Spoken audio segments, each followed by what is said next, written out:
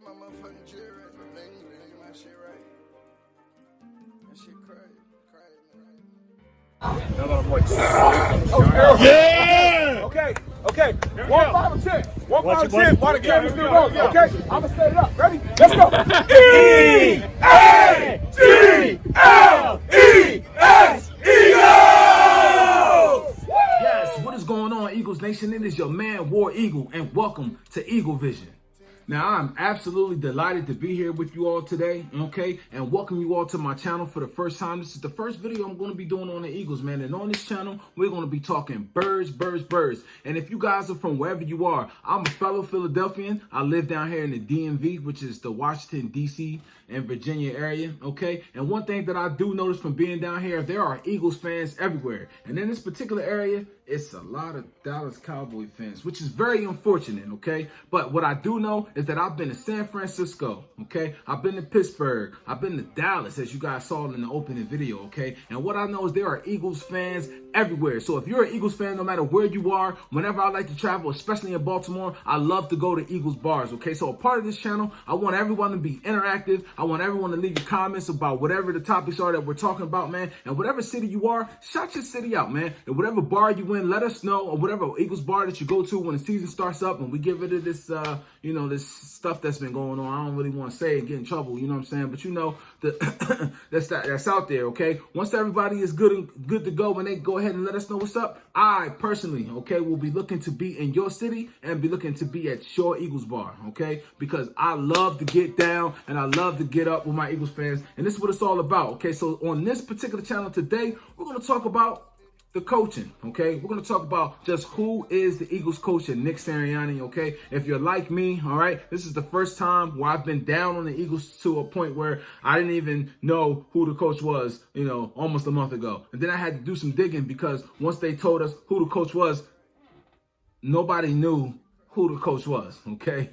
Nobody knew. Now, I know that there's been a lot of things said out there in the national media, and that's okay, all right? Because we understand how things are, okay? But I will tell you guys, okay, after looking into what's been going on with Nick Sirianni and just who he is and what he may bring to the table, I got to tell you guys that I'm very, very, very much excited, okay? Yeah, I'm a homer, all right? I ain't gonna lie, okay? I'm an Eagles fan through and through, okay? But I like to keep it just how it is, okay? A little bit of optimism, okay? But I ain't gonna sell you no all right, I'm gonna keep it to you straight. All right. Now, before we get into just exactly who the coach is and who Nick Sirianni is and what kind of style he's going to bring to the Eagles offense, please go ahead and make sure that you drop a like for the video, man. Make sure you subscribe to the channel. I'm going to make sure that we keep it fun and interactive and bring tons of information and Eagles content all day long, okay? But before we even get into that, let's talk about a couple quick housekeeping things, okay? We know that, let's see here. We know that, okay, Brandon Graham, the Eagles have extended Brandon Graham's contract, okay? We know that the Eagles have been trying to do a bunch of restructures because we know that we are cap restricted, all right? We were $34 million under the cap, okay? And I think that as of yesterday, the Eagles became cap compliant, all right? And even with Carson Wentz trade, but even though we're cap compliant, we're cap strapped. We don't have any cash, which is why you've been seeing all these free agent moves happening, and we've done diddly squat, all right? And that's just a part of the game, okay? But what I do notice is that we do have 11 picks coming up in the 2021 draft, okay? And with those 11 picks, hopefully we can trade Zach Ertz. I've been pounding the drum for us to trade Zach Ertz even last year, okay? Now, that may not be popular with a lot of Eagles fans, but I know this, okay? It's always better to get rid of a player too early than too late, all right? And I think we got rid of Zach Ertz a little too late. However, he still may be worth a third-round pick if we can find a good destination for him. We need to get a nice return, okay? Getting a second-round pick may just be out of the question at this time with his age and him coming off of an injury, okay? So it just may not happen. But a third-round pick, we need to turn the roster over, guys, okay? Let's just be honest. We got a new, young coaching staff coming in here, and some of our players are a little bit older in the tooth, okay? Now, because the division is so bad, we got a chance this year, all right? We absolutely have a chance to compete for the division even while we're turning over the roster, guys, okay? So this is something that's very, very important. So just keep that in mind as we, go into the season, all right? But going into the season, we'll take a look at everything, okay? We'll take a look at any free agents that we may get, okay? We'll take a look at the players that we cut, okay? As you all should know, all right, the Eagles released Alshon Jeffries, and they also released Malik Jackson, which was kind of a surprise for me, thinking that we may be changing to some type of a hybrid 3-4 defense. But, you know, he probably was a guy who may not have wanted to restructure his contract. You know, Alshon was gone anyway, but Malik Jackson, you know, I wish you luck somewhere else. Okay, so let's talk about Nick Sirianni.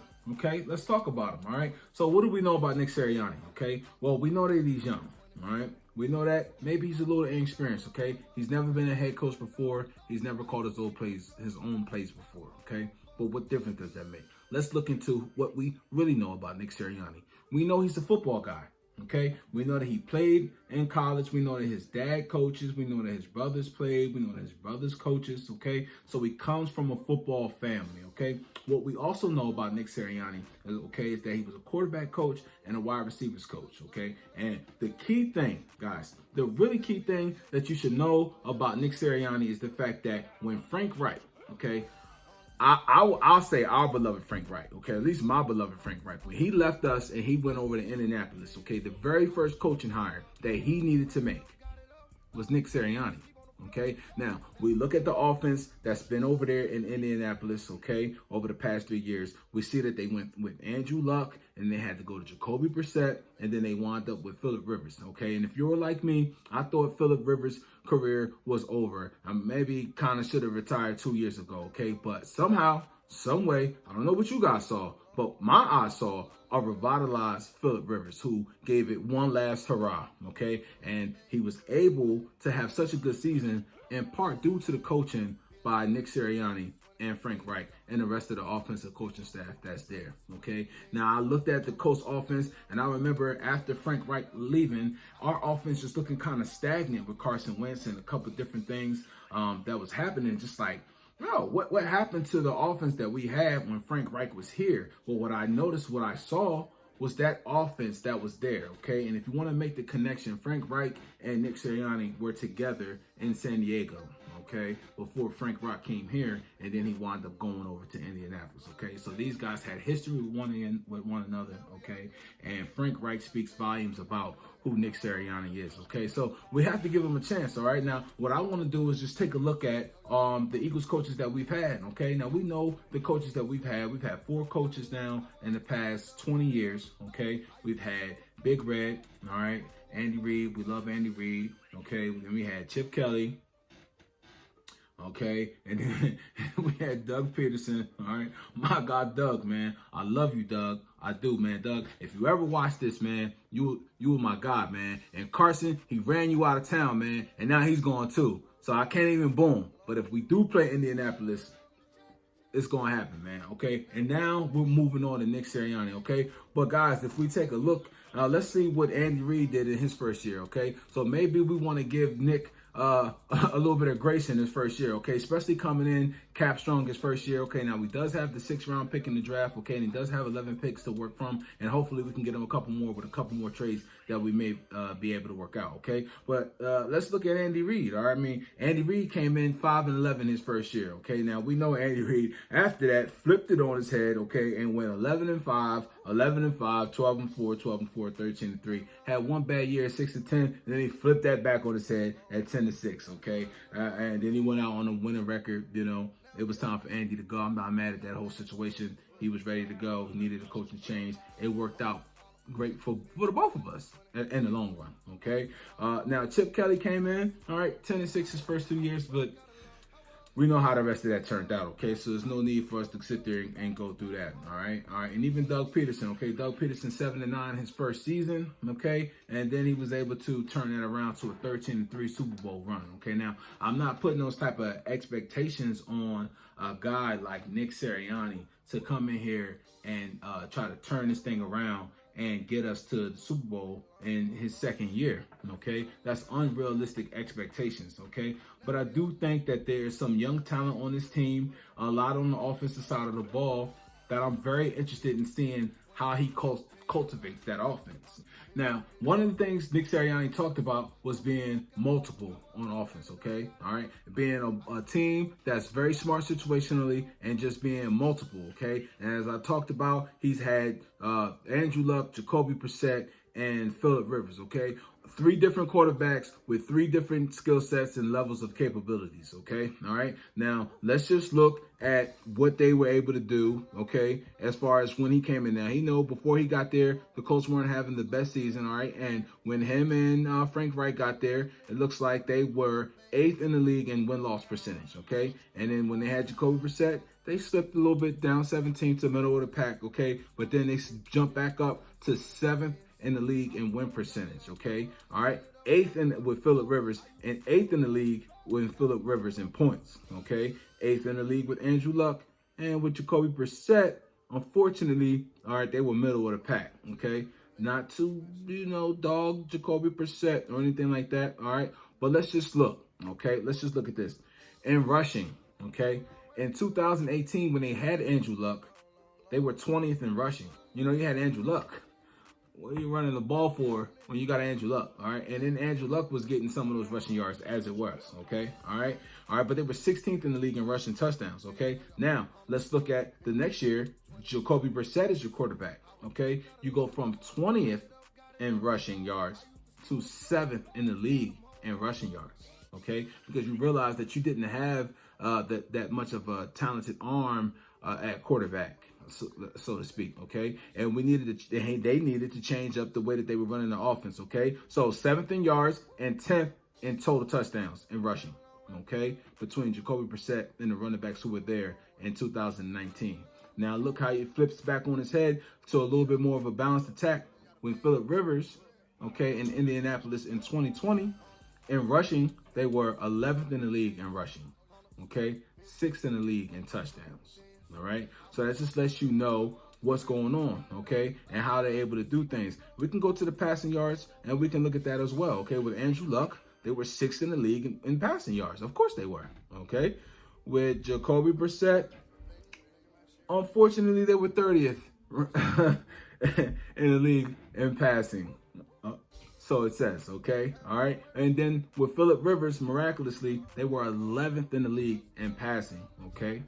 11th in the league, all right? So just understand what he's able to do, how he's able to take what he has and try to make the best out of utilizing those players and their skill sets, okay? So again, I'm very excited having Jalen Hurts and having the amount of speed that we have at the skill position in both wide receiver, tight end, and definitely at running back, okay? So just imagine what we may be able to do on offense this year. And if we can get a guy like Patrick Surtain to lock down the other side of the field and be a real playmaker for us on the defensive side, we got a real shot at competing in this division this year and getting back to the playoffs, okay? I mean, we just do, I'm very interested in seeing how he uses and utilizes his pieces. One of the things he talked about, now, he may have had a stinker of a first press conference, and let's just be honest. It's Philadelphia and he's nervous, okay? First time being in this situation, he got a lot of criticism from people saying that he shouldn't even deserve to have had an interview for the job, let alone get the job of a head coach of an NFL franchise football team, and especially the Philadelphia Eagles, your Philadelphia Eagles. However, he got the job, okay? But I watched a one-on-one with him and Dave Spadaro, and I tell you, the energy from the guy was just contagious, okay? And it just seems like he was about teaching, and he seems like such a player's coach, okay? And I want my players to be an example, of my head coaching personality, okay? And he seems like a fiery guy that loves football, that wants to be innovative and really wants to make things happen, okay? So I'm excited to see what he does with Jalen Hurts, okay? I know that he was looking at Jalen Hurts. They scouted him. There's a quarterback coach, our quarterback coach that we have now. We'll get into that our next episode when we talk about the coaching staff. We'll talk about the offensive side, and we'll talk about the defensive side, okay? But I'm excited to see what happens with Miles Sanders, okay, with Jalen Hurts, okay? And now that Alshon's gone, I'm excited to see what's going to happen with Hightower. I'm excited to see what's going to happen with Watkins, okay? And Jalen Reagor, I'm excited for him to have a healthy season, okay? I don't want to get off too much on the players, okay, because we'll do that for a bunch of other shows, okay? I want to stick to the Eagles coach, all right, and figure out who's the man that's calling the shots for us, okay, as far as on the football field, okay? Now, we know, the things going on upstairs with Jeffrey Lurie and Howie Roseman, okay, and it seems like they found themselves a guy who is not going to do too much complaining as far as how the organization is run, all right? He's a young coach, and maybe that's what they wanted, okay? But I'm not looking at it from that angle. I'm looking at it as him being a good football coach and a good guy, okay? And what I really like about him is how he talks about his coaching staff and how he talks about what he wants from his players, okay? And I like the youthfulness of the coaching staff, and I also like the diversity of this particular coaching staff, which I think is going to be very good for us, okay? Because we need some life, all right? We need to hold some players accountable, and I really want to see us be a smarter football team, for lack of a better phrase. And that's one thing that he talked about a lot, okay, was being a smart football player, a smart football team. You guys go on PhiladelphiaEagles.com when you get a chance, okay, and check out his one-on-one with Dave Spadaro, my guy Dave Spadaro. I'll tell you guys one time when, to tell you how long I've been an Eagles fan, one time when they had training camp up in Lehigh, Dave Spadaro, good guy, man. I used to call up to the radio show, to the Eagles show, and he got me some field passes to be on the field for a training camp practice, man, which was pretty awesome, man. I was a lot younger of a guy, and I don't want to age him on me, okay? But practices were in Lehigh, so that tells you, how far back that was, okay?